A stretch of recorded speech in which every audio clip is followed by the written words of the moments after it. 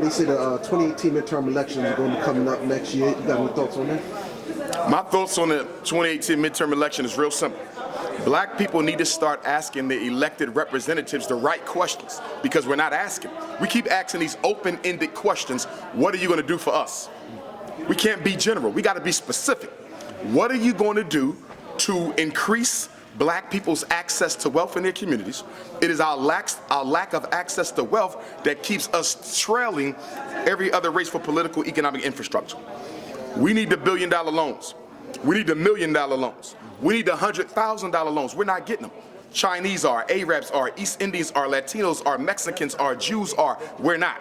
So how is the black candidate going to help black people access wealth in large quantity? Number two, what are you going to do to reduce, control, and eliminate the white take-back of the black community? The gentrification is in full swing. We're dealing with an ethnic cleansing of black people from the inner cities of America.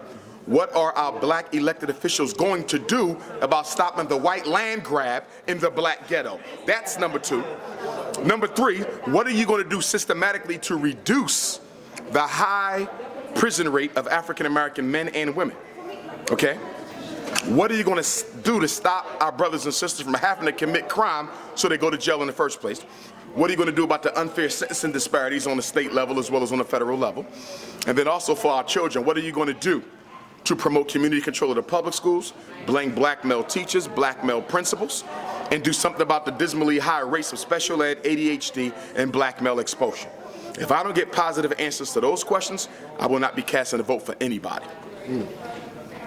Lastly, I want you, Justine Damond, a white lady killed in Minneapolis. Right. Same state that Philando Castile was murdered in. Seems like there's...